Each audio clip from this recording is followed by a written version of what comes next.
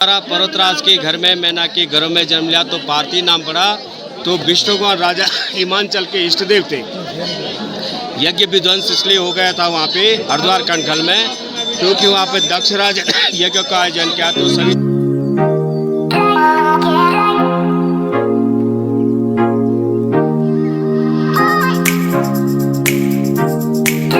Guys तो বৰ্তমান phone pray কৰিছোঁ।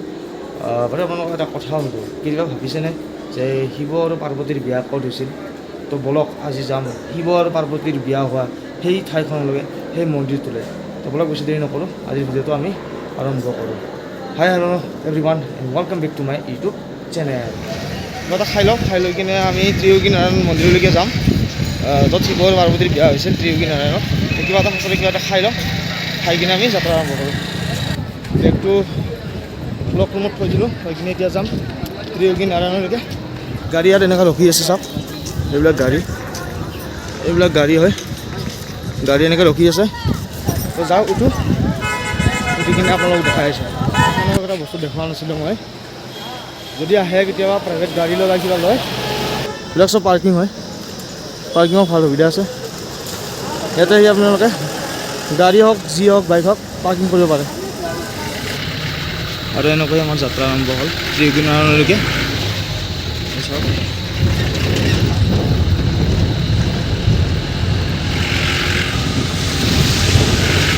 ৰাস্তাবোৰ একেবাৰে বেয়া, বহুত বেয়া ৰাস্তাবোৰ। আপোনালোকে ভিডিঅ'টো সম্পূৰ্ণকৈ চাব, গম পাব আজি যে শিৱ আৰু পাৰ্বতীৰ বিয়া ক'ত হৈছিল, কোনে কৰাইছিল, চব ডিটেইলছ কৈ দিম মই। ভিডিঅ'টো সম্পূৰ্ণকৈ চাই থাকিব। তো এনেকৈ যাব লাগিব ত্ৰিয়োগী নাৰায়ণ মন্দিৰটোলৈকে। গছ চাই লওক, কিমান তলত চাই লওক, এই চাই লওক কিমান তলত। আৰু ৰাস্তা চাওক, বহুত ডেঞ্জাৰাছ ৰাস্তা হয়।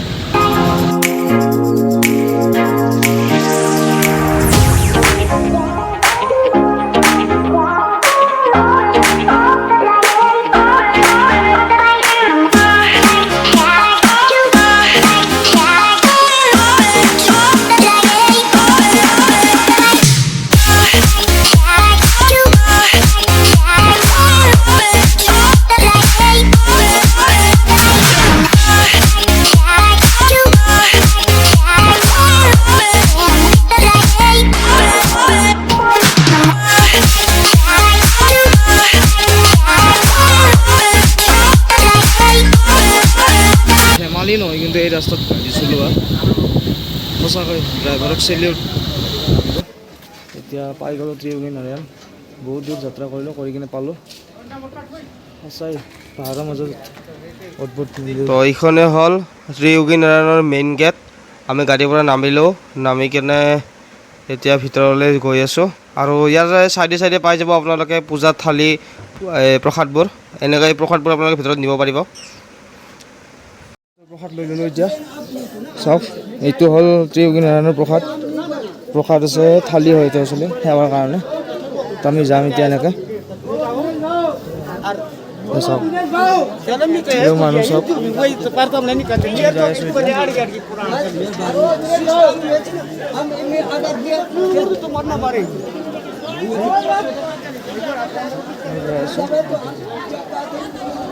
আৰু ইয়াতে বোলে বিয়া হয়। ইয়াতে মন্দিৰৰ কি কাহিনী মই কৈ আছোঁ আপোনালোকক, ভালকৈ ডিটেইলছত কৈ দিম। প্ৰথমতে দৰ্শনটো কৰি লওঁ, দৰ্শন কৰি আপোনালোকক কৈ আছোঁ ভালকৈ হৈ গ'ল। আৰু সঁচাই মন্দিৰটো বহুত অদ্ভুত হয়, বহুত ৰহস্যময় মন্দিৰ হয়। কাৰণ এটা যুগৰ পৰা যদি এটা ভগৱান যদি এতিয়ালৈকে জ্বলি আছে, তো ভাবি চাব এইটো নৰ্মেল কথা নহয়, বহুত এটা ৰহস্যময় মন্দিৰ হয়। চাওক আচ্ছা, त्रियोगी नारायण का मतलब है भगवान विष्णुगण। इनको साक्षी करके त्रेता युग में शिव और पार्वती का यहाँ पे विवाह हुआ है।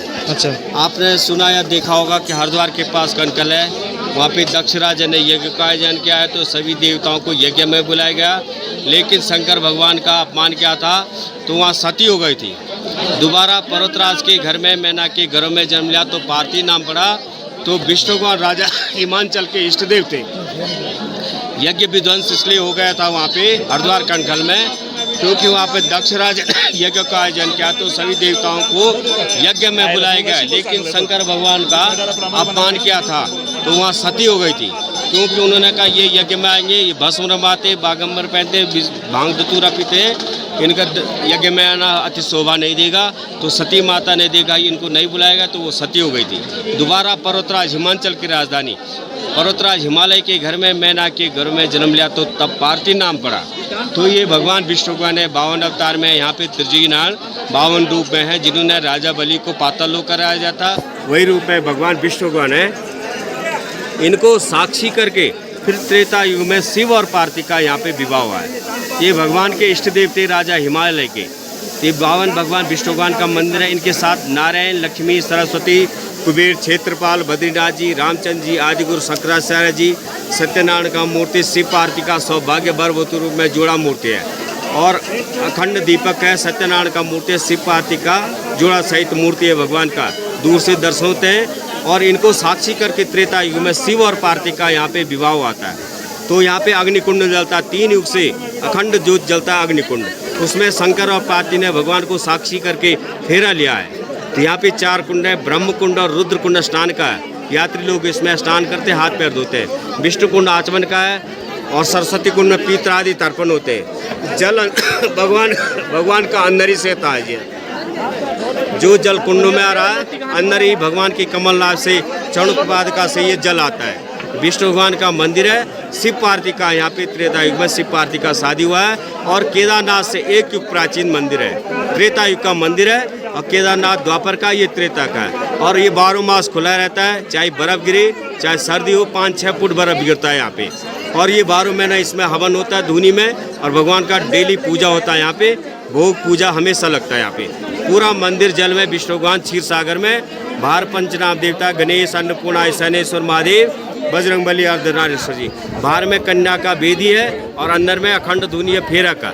ये भगवान विष्णु भगवान का मंदिर है। शिव पार्थिव का यहाँ पे त्रेता युग में शादी हुआ है। मेरा मते कबले गले तो यार मूर्ति बहुत पुराना है, हिसाबतके बहुत पुराना और सचाई बहुत रहस्यमय मंदिर है। और केदारनाथतকৈ बहुत पुराना বুলি মানে ইয়াত, কাৰণ त्रेता যুগৰ পৰা চলি আছে বুলি কয়। त्रेता যুগৰ পৰা হাৱনকুণ্ড এতিয়ালৈকে ইয়াত জ্বলি আছে, এইখিনি ইয়াতে চলি আছে। কিন্তু মই হাৱনকুণ্ডৰ ভিডিঅ' মই কৰিব নোৱাৰিলোঁ, কাৰণ বহুত মানুহ হয়। তো মই সুধিছিলোঁ, কিন্তু ক'লে কি মানুহ হোৱাৰ পিছত পাৰিম বুলি ক'লে। কিন্তু মই ইমান টাইমটো ৰখিব নোৱাৰোঁ, এটা লিমিট থাকে ইয়াতে, মানে অহা যোৱা একেলগে গাড়ীত হৈ যায়। তো ইমান টাইম থাকিব নোৱাৰিম, নেক্সট কেতিয়াবা আহিলে আকৌ দেখাম আপোনালোকক। তো এইখিনিতে আপোনালোকৰ পৰা এটা মই সময় বিচাৰিম, কাৰণ মই আপোনালোকৰ ভিতৰত যোনটো মেইন হাৱনকুণ্ড হয়, যিটো হাৱনকুণ্ড त्रेता যুগৰ পৰা জ্বলি আহিছে, সেইটো হাৱনকুণ্ডৰ ভিডিঅ' দিব নোৱাৰিলোঁ, কাৰণ পাৰ্মিশ্যন নাই। সেইটো একচুৱেলি নিদিয়ে, দিব যদিও মানে বহুত মানুহখিনি খতম হোৱাৰ পিছত দিব গোটেই মানুহখিনি। তো ইমানখিনি সময় থকাটো মোৰ কাৰণে পচিবল নহয়।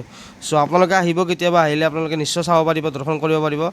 তো এইটো চনপ্ৰয়াগৰ পৰা আপোনালোকে গাড়ী পাই যাব ত্ৰিবেণী অহালৈকে, মানে আহিবৰ কাৰণে। চ' বহুত ধুনীয়া মন্দিৰ হয়, বহুত ৰহস্যময় মন্দিৰ। তো আশা কৰোঁ আপোনালোকে নিশ্চয় আহিব। তো সেই আৰু দিব, তাৰ কাৰণে বেয়া নাপাব আৰু দিব নোৱাৰিলোঁ। চাই পাহাৰৰ ওপৰত ইমান মনোৰম দৃশ্যৰ মাজত এটা বিশেষ ৰহস্যময় মন্দিৰ, য'ত হৈছিল त्रेता যুগত পাৰ্বতী মা আৰু মহাদেৱৰ বিয়া। জয় শিৱ শম্ভু, জয় মা পাৰ্বতী। গোটেই মন্দিৰটো দৰ্শন কৰাৰ পিছত আমি এতিয়া চনপ্ৰয়াগলৈ ৰিটাৰ্ণ হৈ গ'লোঁ। তো টেক্সিত বহিছোঁ, টেক্সিত বহি গৈ আছোঁ। আৰু বাকী আপোনাক লগ পাম চনপ্ৰয়াগত গৈ কিনে কথা পাতি আছোঁ আপোনাৰ লগত। পালোঁ আৰু ইয়াতে ত্ৰিবেণীনাৰায়ণৰ ব্লগটো ইয়াতে খতম হ'ব। তো আপোনালোকে ক'ব ত্ৰিবেণীনাৰায়ণৰ ব্লগটো কেনে পালে, জনাব, কমেণ্ট কৰি জনাব। আৰু পুনৰ এটা নতুন ব্লগত লগ পাম। নেক্সট ত্ৰিবেণীনাৰায়ণৰ পৰা আমি বেলেগ এটা জেগাত যাম, মই এতিয়া তাতে লগ পাম, আপোনালোকক মই আপডেট জনাই দিম। তো তেতিয়ালৈকে বাই বাই, টাটা, জয় অসম।